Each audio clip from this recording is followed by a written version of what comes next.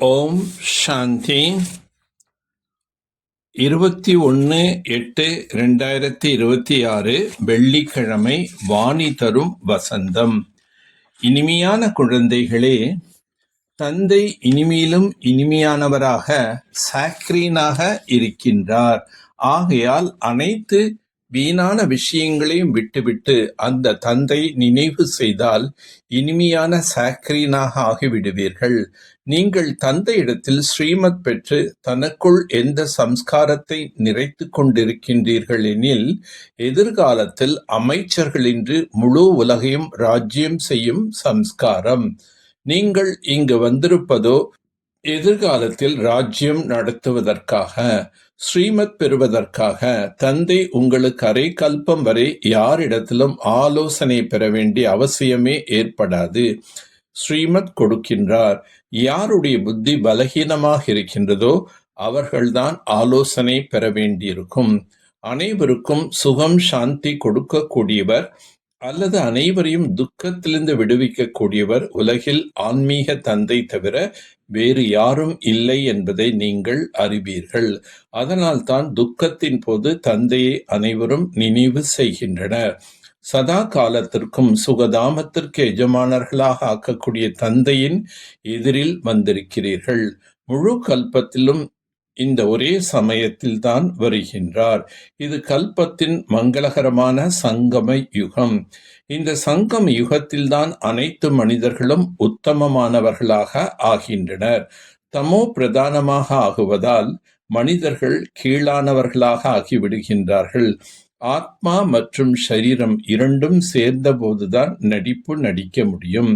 நாம் அனைவரும் ஆத்மாக்கள், பாகத்தை ஏற்று நடிக்கும் நடிகர்கள்.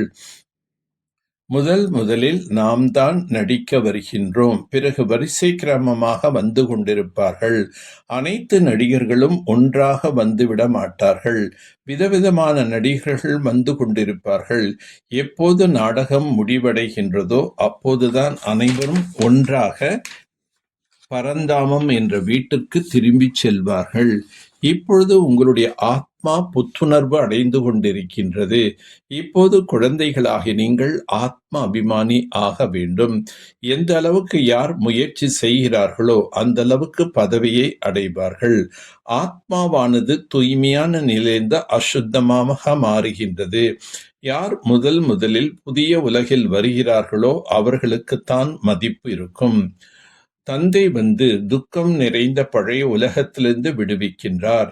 இந்த பழைய உலகம் அவசியம் மாற வேண்டும். எவ்வாறு பகலுக்கு பின் இரவு, இரவுக்கு பின் பகல் வருகின்றதோ அதே போன்று நாம் சத்தியுகத்திற்கு எஜமானர்களாக ஆவோம் என்பதை நீங்கள் புரிந்திருக்கிறீர்கள். எதுவரை வாழ்வீர்களோ அதுவரை முயற்சி செய்ய வேண்டும். ஞான அமிர்தம் பருகிக் கொண்டே இருக்க வேண்டும். இது நம்முடைய கடைசி பிறப்பு என்பதையும் புரிந்திருக்கின்றீர்கள். மாயின் எதிர்ப்பு அதிகமாக இருக்கின்றது. ஆதலால் முயற்சி செய்து என்னை நினைவு செய்தால் கரைகள் நீங்கிவிடும். வினாடியில் ஜீவன் முக்தி என்று பாடப்பட்டிருக்கின்றது. இந்த நாடகத்தில் ஒவ்வொருவரும் அவரவர்களது பாகத்தை திரும்பவும் நடித்தே ஆக வேண்டும். இந்த நாடகத்தில் அனைவரை விட மிக அதிக பாகம் நம்முடையதாகும். அனைவரை விட மிக அதிக சுகம் நமக்குத்தான் கிடைக்கும். உங்களது தேவி தேவதா தர்மம் அதிக சுகம் கொடுக்கக்கூடியது. ஆத்மாவை நெருப்பில் போடுவதன் மூலம் தூய்மையாக ஆகிவிடும் என்பது கிடையாது. ஆத்மா தந்தை நினைவு செய்வது, அதாவது யோகத்தின் மூலம்தான் தூய்மையாக ஆக முடியும். இது யோகா அக்னியாகும். சீதை நெருப்பிலிருந்து வெளிவந்தார் என்று அவர்கள் நாடகத்தை உருவாக்கிவிட்டனர். எந்த ஒருவரும் நெருப்பிலிருந்து வெளிப்பட முடியாது. சீதைகளாகிய நீங்கள் அனைவரும் இச்சமயத்தில் தூய்மையின்றி இருக்கின்றீர்கள். ராமர் ஒரே ஒருவர்தான். அக்னி என்ற வார்த்தை கேட்டதும் நெருப்பிலிருந்து வெளிப்பட்டார் என்று நினைக்கின்றனர். யோக அக்னி எங்கிருக்கின்றது? அந்த நெருப்பு எங்கிருக்கின்றது? ஆத்மாக்கள் அனைவரும் சீதைகள் ஆவார்கள். ராவணனின் சிறையில் சோகவனத்தில் இருக்கின்றீர்கள். எந்த வகையான சந்தேகமும் நமக்கு வரக்கூடாது. தேக அபிமானம் வருவதன் மூலம் பிறகு பல வகையான கேள்விகள் எழுகின்றன. ஞான ரத்தனங்களால் தனது புத்தி என்ற பையை நிறைத்துக் கொள்ள வேண்டும். எந்த வகையான சந்தேகமும் எழுப்பக்கூடாது. எவ்வளவு முடியுமோ தந்தை நினைவு செய்யும் முயற்சி செய்து தூய்மையானவர்களாக ஆக வேண்டும்.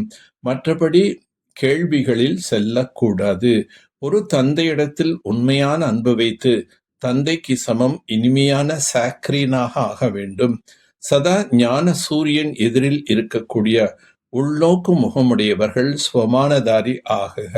சூரியனின் எதிரில் சூரியனை பார்த்தும் சூரியனின் கிரணங்கள் அவசியம் வரும். அதே போன்று எந்த குழந்தைகள் ஞான சூரியன் தந்தையின் எதிரில் சதா இருக்கின்றார்களோ அவர்கள் ஞான சூரியனின் அனைத்து குணங்களின் கிரணங்கள் தனக்குள் அனுபவம் செய்வார்கள். அவர்களது தோற்றத்தில் உள்நோக்கு முகத்திற்கான ஜொலிப்பு மற்றும் சங்கம் யுகத்தின் எதிர்கால அனைத்து ஸ்வமானத்தின் ஒளி தென்படும். இதற்கு இது கடைசி நேரம் என்ற நினைவில் சதா இருக்க வேண்டும். எந்த ஒரு நிமிடத்திலும் இந்த சரீரம் அழிந்து போகலாம். ஆகையால் சதா அன்பான புத்தி உடையவராக ஆகி ஞான சூரியன் எதிரில் இருந்து உள்நோக்கு முகம் மற்றும் ஸ்வமானத்தின் அனுபவத்தில் இருங்கள். சதா பறக்கும் கலையில் பறப்பதான் சண்டை சச்சரவுகளின் மலையினை கடப்பதாகும். தூய்மைதான் உயர்ந்த நிலையாகும். இதுவே யோகி வாழ்க்கைக்கு ஆதாரமாகும். துளியளவும் சங்கல்பத்திலும் எந்தவிதமான அசுத்த தன்மை இருக்கின்றதா என்றால், எங்கு அசுத்தத்தின் அம்சம் இருக்கின்றதோ அங்கு தூய்மையான தந்தையின் நினைவு, அவர் யார், எப்படிப்பட்டவர் என்ற நினைவு வராது. ஆகையால் மனதளவில் கூட அசுத்தத்தின் துளியை அழித்து சம்பூர்ண தூய்மையானவர் ஆகுங்கள். நான் பூஜ்ய ஆத்மா, இந்த சரீரம் என்ற கோயிலில் வீற்றிருக்கின்றேன் என்ற நினைவு சதா இருக்க வேண்டும். நல்லது. ஓம் சாந்தி. ஓம் சாந்தி. ஓம் சாந்தி.